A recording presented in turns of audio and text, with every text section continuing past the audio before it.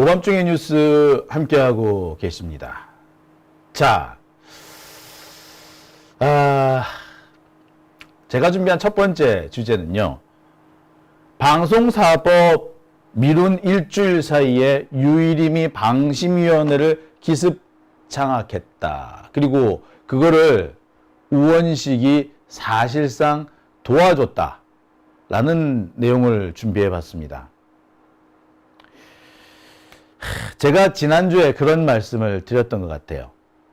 우원식 의장, 이게 여야 한 발씩 물러나서 협치를 해보자, 타협을 해보자, 라고 그러면서 일주일간 시간을 두겠다라고 한 게, 그래서 긴급 기자회견을 한 것이 자기 딴에는 뭔 여러 가지 생각이 있어서 한지는 모르겠으나 결과적으로 그것은 윤석열과 국힘당을 살려주는 그런 결과를 낳을 것이다 라고 말씀을 드린 적이 있습니다. 일주일을 미뤄주게 되면 이 별거 아닌 것 같은 일주일 사이에 많은 일들이 벌어질 수밖에 없다 라고 제가 그때도 말씀을 드렸습니다. 왜? 그 일주일 사이에 국힘당은 전당대회가 끝나고 당대표가 새로 성립이 될 겁니다. 새로 나서게 될 겁니다. 그렇게 되면 국힘당은 자신들의 지도체제가 정비될 것이고 지금까지 우왕좌왕했던 추경호 시스템과는 전혀 다른 모습을 보일 수밖에 없다라고 얘기를 했습니다. 현재까지 국힘당은 원내 전략이란 것이 없는 거나 다름없다. 따라서 지금 유일하게 국힘당이 할 수 있는 것은 들어눕는 거, 시간 끄는 것밖에 없다. 따라서 이럴 때 우리가 착착 몰고 나가야만이 제대로 된 성과를 얻을 수 있다라고 말씀을 드렸습니다. 그런데 일주일간의 시간을 줌으로 인해서 국힘당이 체제를 정비할 수 있는 시간, 전열을 가다듬을 수 있는 시간을 주게 될 것이다. 그리고 무엇보다 일주일이 지나면 그 사이에 엄청난 일들이 벌어질 것이다. 이진숙도 그렇고 유일임도 그렇고 그 자리에 자기들이 다시 절대로 우리가 내줘서는 안 되는 그 자리들을 차지해 버릴 것이다. 바로 그 일주일이 너무나도 그래서 중요하다라고 말씀을 드렸습니다. 일주일이 지난 뒤 가보면 이미 우리는 많은 것들을 놓치고 말았을 것이다 라고 제가 예언을 한 적이 있습니다. 일주일 지난 지금 생각보다 많은 걸 잃진 않았어요. 여전히 이진숙은 계속해서 인사청문회가 진행 중입니다. 이 인사청문회에서 이진숙이 국회로부터 동의를 받아낼 수는 없을 거예요. 국회 동의가 없더라도 대통령이 임명할 수 있으니까 아마 그냥 강행할 겁니다. 하지만 시간을 충분히 끌 수 있다라는 것은 명백한 사실인 거죠. 사실 8월 1일이 참 중요한 시점입니다. 그 8월 1일이 지나가 보면은 MBC의 그 이사진을 새로 개선할 수 있는데 그 개임하고 개선하는 시간이 사라지기 때문인 거죠. 자, 그런데 이진숙의 경우는 이게 몰래 마치 야구에서 두루나 스틸을 하듯 그렇게 들어오지는 못했으나 하지만 유희림은 도루에 성공을 했죠. 퇴임하는 척 해놓고서는 다시 들어와 버렸습니다. 예. 그리고 유일임이 다시 복귀한 직후에 어떻게 보면 직후에 우원식 의장은 기자회견을 열어서 이제 내일 그러니까 목요일 방송사법을 통과시키겠다. 최혜병 특검법도 통과시키겠다라고 공언을 했습니다. 지금이라도 하니 참 다행입니다만 한편으로는 참 열받습니다. 일주일만 앞당겼더라면 유희림까지 막을 수 있지 않았을까. 참 고개가 잘래 흔들어집니다. 유희림 얼마나 다급했으면 택시 타고 도망치는 그런 모습까지 보이겠습니까? 몰래 쳐들어와가지고 회의 열고 문 걸어 잠그고 아주 생쇼도 아니죠. 그거를 막을 수 있었던 겁니다. 방송사법을 지난주에 통과시켰다면 말이죠. 그런 면에서 정말 화가 납니다. 정말 열받습니다. 일단 우원식의 그 기자회견 장면 한번 보고 계속 말씀을 이어가 볼까요?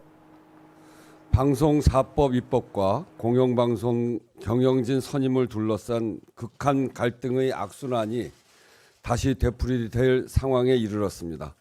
참으로 안타깝습니다. 국민 여러분께는 송구합니다. 여당은 그동안 국회 운영에서 대화와 타협을 누누이 강조해 왔습니다.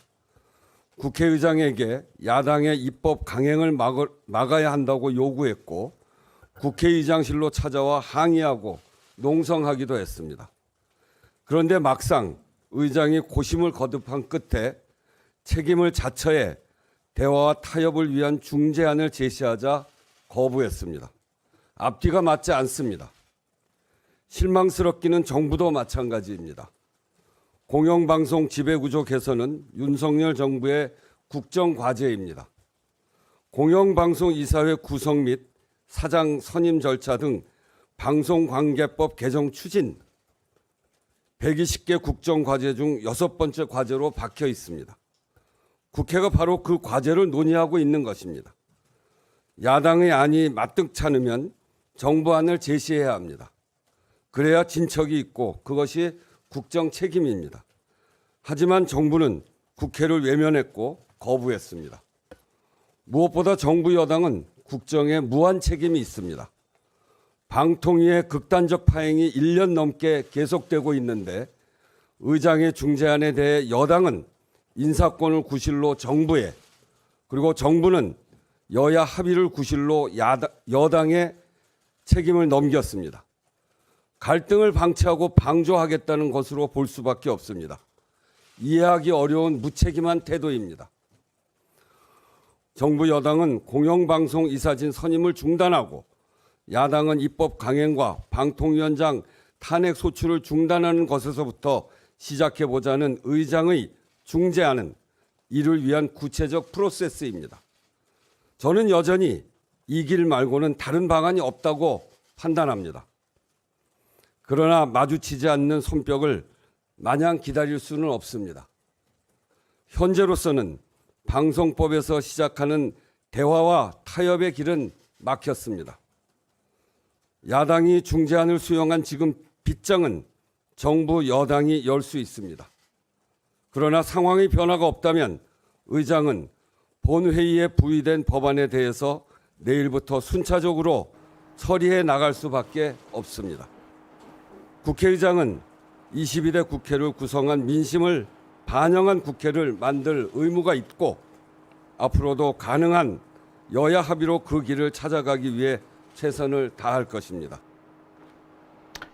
자, 제가 이번 건과 관련해서 우원식 국회의장 쪽의 입장을 살짝 좀 타진을 해봤습니다.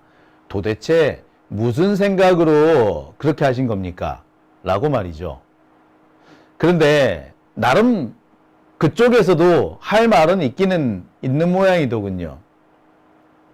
강행 처리를 할 수밖에 없는 상황. 최혜병 특검이든 방송사법이든 그리고 그 뒤에 계속 이어져 올 각종 특검법 등 앞으로 계속 강행 처리를 할 수밖에 없는데 그 강행 처리를 하려면 명분을 축적해야 되지 않겠느냐. 그 명분을 축적하는 시간 그 일주일을 못 기다리느냐. 뭐 그렇게 얘기를 합디다. 글쎄요. 그게 변명인지 아니면 진심인지 그건 좀 더 따져봐야 되겠습니다. 하지만 설령 그것이 진심이라고 하더라도 저로서는 참 지금 현재 정세 인식이 나이브하다. 위기감이나 이런 절박함이 없다라는 생각을 할 수밖에 없어요.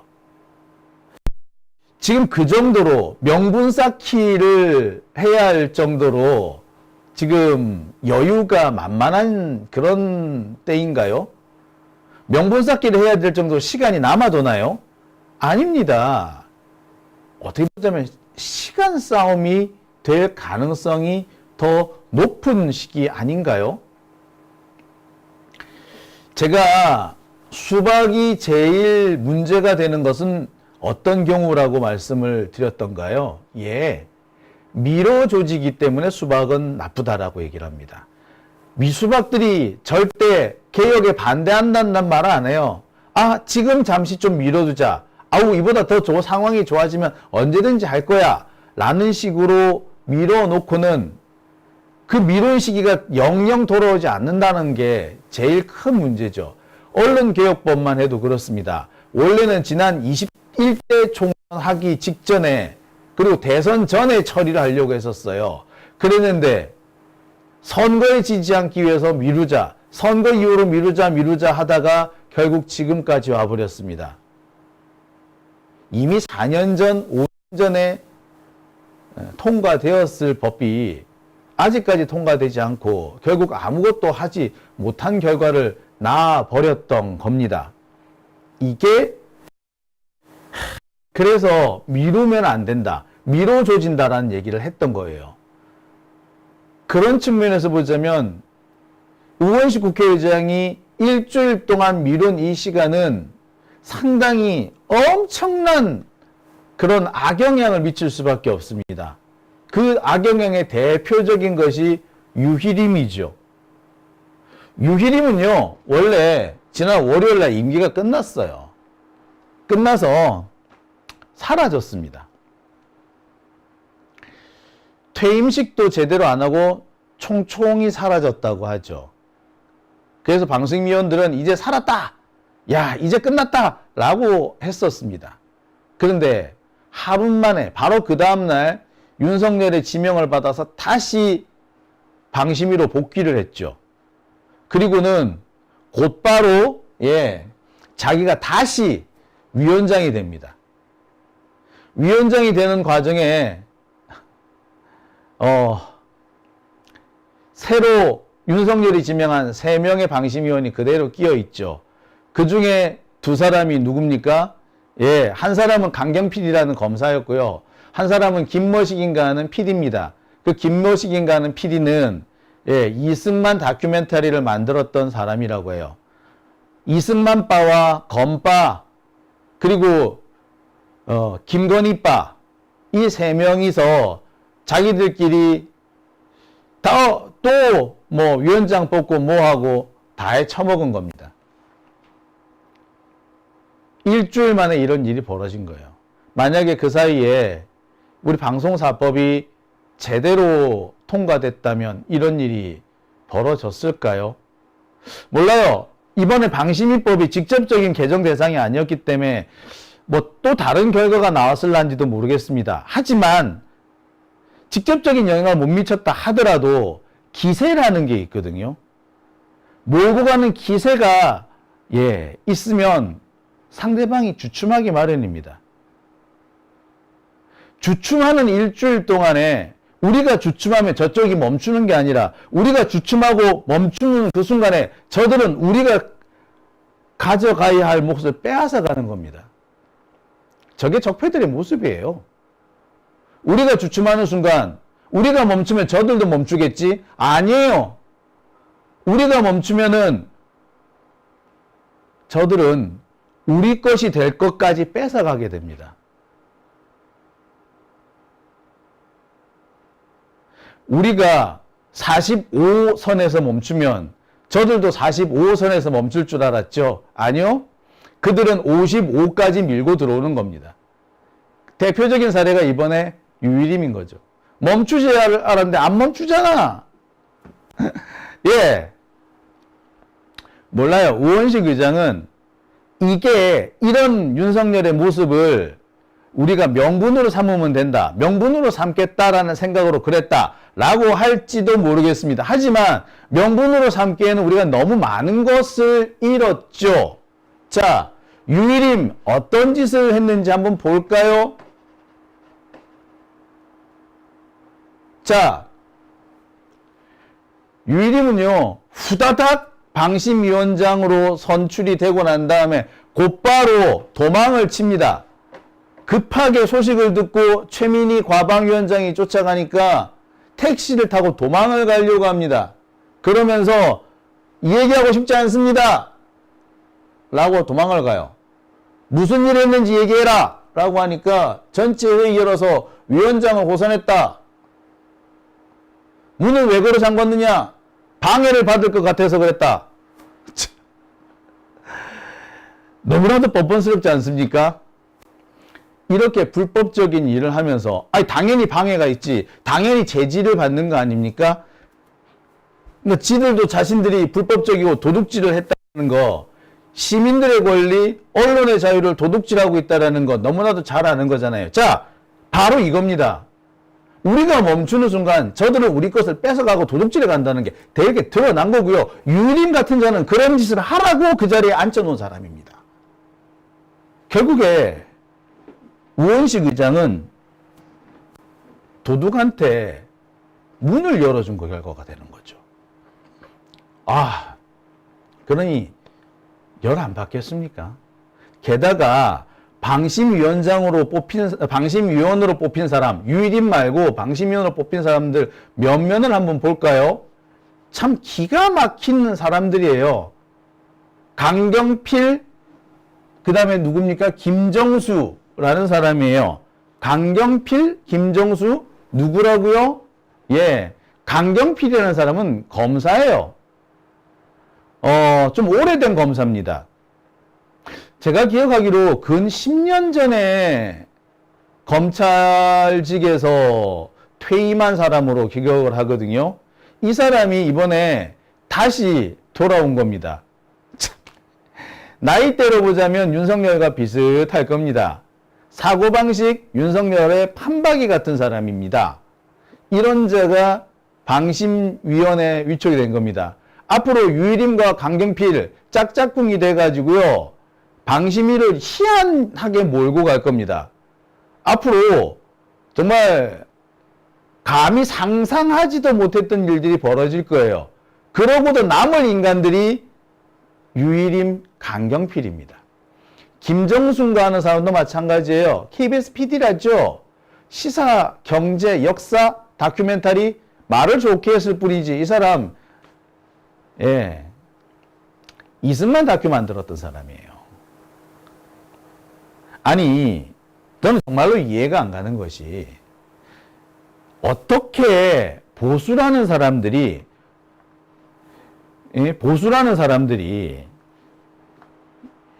이 북한군 앞에 수도 서울을 버리고 도망친 사람을 국부로 추앙을 합니까? 그 정신이 나간 거 아니에요? 서울을 사흘 만에 빼앗겼다라고 하죠. 자, 근데 서울을 사흘 만에 빼앗긴 이유가 뭔 줄 아세요? 예. 북한군이 미아리고개 넘어서 서울 시내에 처음 진입을 했을 때, 그때 서울 시내에는요, 국군의 주력 부대가 저항을 하고 있었고, 국군 주력 부대가 방어 준비를 하고 있었습니다. 경기도 북부에서 밀려온 국군 주력 부대가 몰려 있었어요.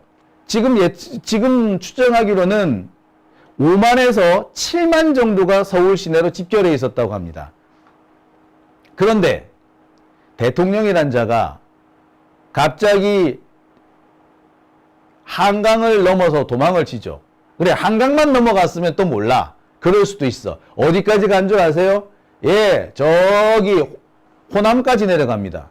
호남까지 내려가 놓고 너무 갔나 해서 다시 대전으로 올라와요. 대전으로 올라와 놓고 다시 어디로 갑니까? 예, 이 다음에 부산으로 도망을 친 겁니다. 그렇게 우왕좌왕하고 있는 중에 5만에서 7만까지 있었던 국군 주력 부대가 서울에서 고립이 돼요. 그리고 한강 인도교가 폭파되죠. 국군의 주력 부대의 절반이 날아가 버린 거예요. 서울에 고립이 돼 버린 거야. 자, 안보를 그렇게 중요하고 북한과 그렇게 싸우는 걸 중요하게 생각하는 보수, 대한민국의 보수라는 자들이 수도를 버리고 군 병력의 절반 이상을 버려두고 도망을 친 사람, 아니 도망도 한강 이남으로만 내려갑니다.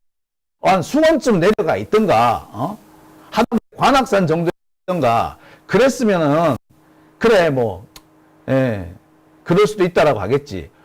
저 부산 도망쳤는데 이런 사람을 국부로 추앙한다는 게 말이 돼요? 이런 이승만을 국부로 추앙하겠다는 사람은 어떤 사람들입니까? 예, 또라이가 아니면은 친일파들인 거죠. 근데 이런 자들이 이번에 방심위원회 가득가득 들어찼어요. 자, 이런 상황을 우원식 국회의장은 사실상 도와준 겁니다.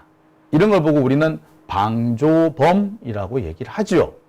우원식 국회의장은 아무리 좋게 얘기해도 윤석열의 방송 장악의 방조범입니다. 게다가 유일임이라는 자가 어떤 자인가요? 예, 이 사람이 그동안 무슨 나쁜 짓을 했다. 그건 둘째 치고요. 이 사람은 김건희 비선 아닌가요? 자, 아시다시피 이번 최수근 해병 사망 사건과 관련해서도 유일임이라는 이름이 종종 등장합니다. 해병대의 이 쌍용 훈련이라는 것에 유일임이 떡하니 가서 훈련을 참관했다는 사실이 이번에 드러나지 않았습니까? 자, 즉 임성근, 유일임, 김건희, 이종호, 블랙펄 이종호 이런 사람들은 한 묶음이었던 겁니다. 비선 라인에 속하는 사람들이었던 거죠. 즉 유일임은 김건희 비선, 강경필 검사, 아주 오래된 검사, 그 다음에 김정수 이 PD는 말 그대로 극우 PD. 김건희 비선 아니면 오래된 극우 검사 아니면 그게 아니면 또 뭐? 극우 PD네. 극단과 비선의 만남이라고 해도 과언 아니잖아요. 이런 자들이 방송심의위원회를 장악합니다. 젊은 해병의 죽음을 얼마든지 덮을 수 있고 자신들의 기득권과 자신들의 권력 획득을 위해서 사람의 목숨 정도는 아무렇지도 않게 내다 버릴 수 있는 자들이 방심위를 차지한 겁니다. 이래놓고 과연 우원식 국회의장은 할 말이 있는 걸까요? 이제 와가지고 명분이 생겼으니 강하게 밀어붙이겠다. 예, 좋습니다. 강하게 밀어붙이셔야죠. 지금이라도 하셔야죠. 하지만 많은 걸 우리는 잃었습니다. 정말 많은 걸 잃었어요.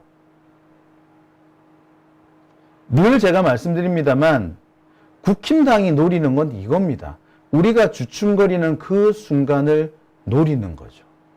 그래서 제가 너무너무 안타깝고 답답합니다. 우리가 그래서 이걸 우리가 우려했고 걱정했기 때문에 그래서 우리는 추미애를 원했던 겁니다.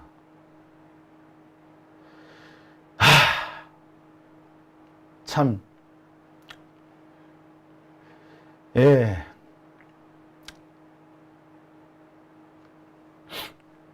이게 그런 게 있어요.